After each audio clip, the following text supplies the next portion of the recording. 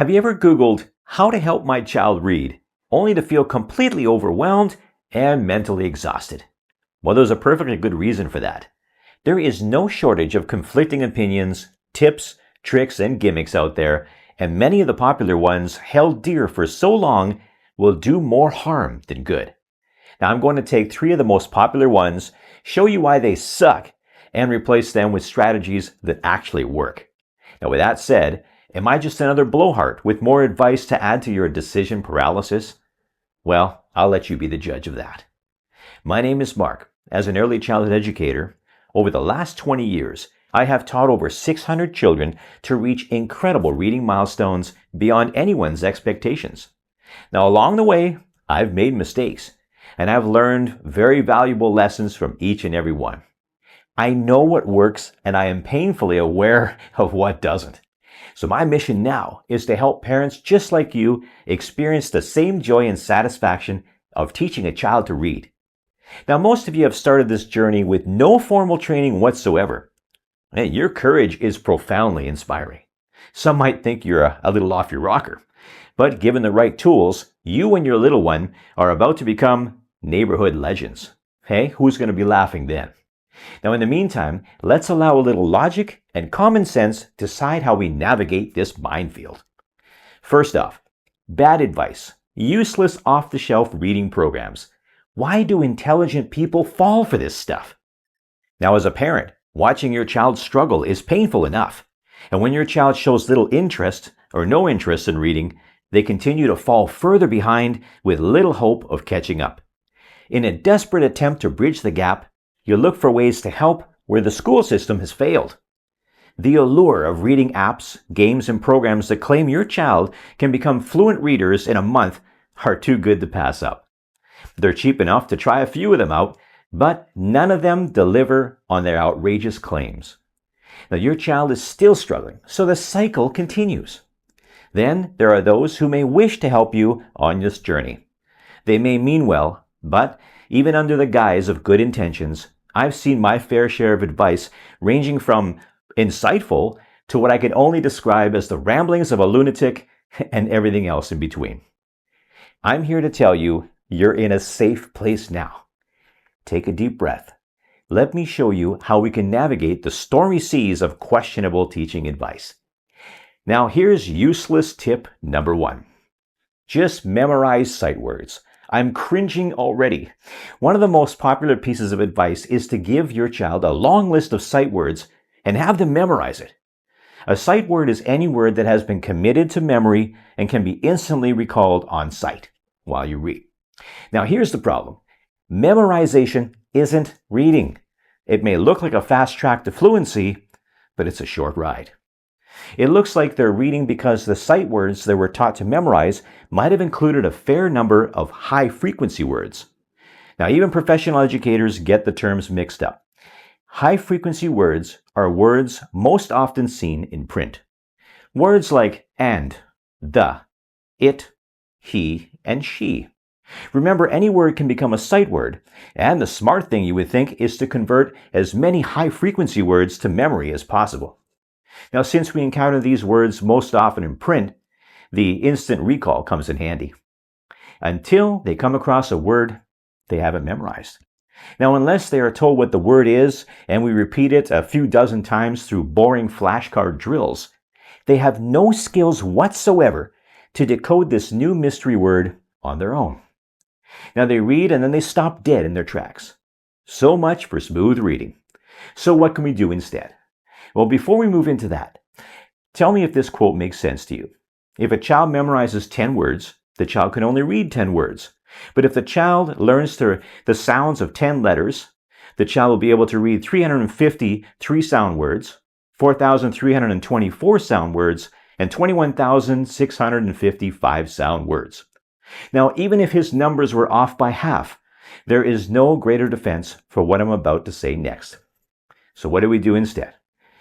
We teach phonics, letter sounds, and blending. As children learn to decode, they naturally pick up high-frequency words along the way.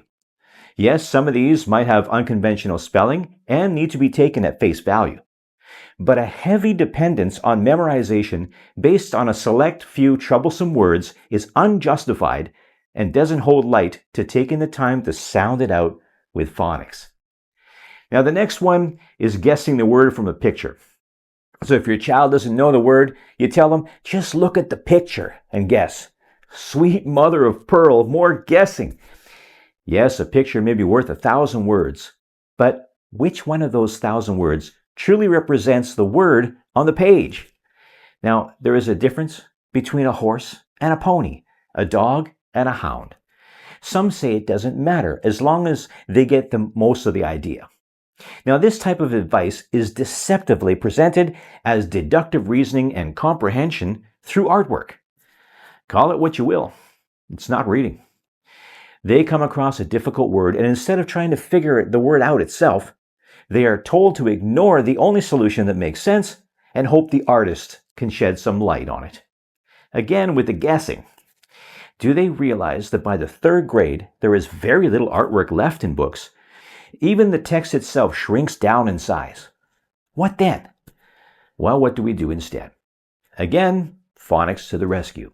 When they get stuck on a word, teach your child to look at the letters first. Concentrate on the word. Even cover up the picture if you have to. Encourage them. Let's check out the first sound. Let's blend the sounds together. Now, don't get me wrong. I don't wish to diminish the beauty of a thoughtfully illustrated children's book or the powerful aesthetic value it provides. The text and pictures can serve to complement a story in ways that grown-up books just don't do anymore. Pictures can enhance and expand comprehension, and discussing details in the pictures will even collect a few new vocabulary words along the way. But words that can't be read, they shouldn't be ignored or replaced with something similar. It should be addressed with the tools that will help them decode and blend the sounds together. Now, the next one, practice makes perfect. Oh my. If your child is struggling, make them practice more and more. Read longer and harder until it clicks. Perfection. Is that what we're aiming for? The flawless reader or the one who enjoys the gift of reading and loves to read? Now, there's a song lyric I wish to share with you that says, book after book, I get hooked every time the writer talks to me like a friend. What a beautiful sentiment from someone who has obviously felt a deep satisfaction from reading books that made a meaningful connection in his life. When I hear children say, I hate reading, it breaks my heart. Forcing a child to practice more in hopes that their reading struggles will simply iron themselves out on their own, it's ludicrous. These long, drawn-out reading sessions create a level of stress and anxiety that would make any child recoil at the thought of even picking up a book in the first place. Now, that is an uphill climb I don't wish on any teacher. And you, for that matter, might never have to experience that nightmare if you forget the pursuit of perfection altogether and ignore the longer you practice, the better you get advice. Now, what do we do instead? Well, is it still good to practice what we learn? Of course. How else do we build up accuracy and speed? Now, reading familiar text becomes more automatic, freeing up time and brain power to tackle challenging words with phonics skills. With this said, keep practice sessions short and maintain a positive and encouraging atmosphere. 10 minutes a day is plenty for young learners, and you want to end on a win each time, so your child feels proud and motivated to try again tomorrow. Over time, these little consistent moments build real and noticeable progress while their love of reading grows. That's what I call a win-win education, and it's happening right in your own home. Now let's pause and recap the 3 popular tips that actually hold the kids back. The first, memorizing giant sight word lists. Instead, focus on phonics and decoding. Practical and powerful tools that can be used to work out challenging words on their own. And the next was guessing from pictures. Instead, we want to teach them to look at the words, concentrate on those letters, and sound it out. And then the third was long practice sessions. Instead of aiming for perfection, we keep it short, positive, and consistent. These simple changes will make a huge difference in your child's confidence and growth. I want you to remember one last thing. When we get roped into following bad advice, even suggestions that may have actually harmed your child's progress, please Don't ever beat yourself up over it. The fact that you even tried to implement what you heard means you're a doer. No guilt or shame in that. A lot of people are given incredible advice that guarantees a win each time, and it goes in one ear and out the other. Others are overwhelmed by decision paralysis and never even take a first step. You, on the other hand, are willing to try. Pair that willing spirit with the right advice, and your child is going to get a first-class reading instruction right in their own home by someone who cares more than anyone else in the world. When it comes to teaching a child to read, that, my friend, is a best-case scenario if I ever heard one. You're here because you tried something and it failed, but you're willing to get back on the horse and keep trying. That's a serious level of commitment and devotion I can work with. Parents still make the best teachers. I'd love to show you how. Now, in the meantime, please feel free to comment anything that you've been told that maybe it's not working for you.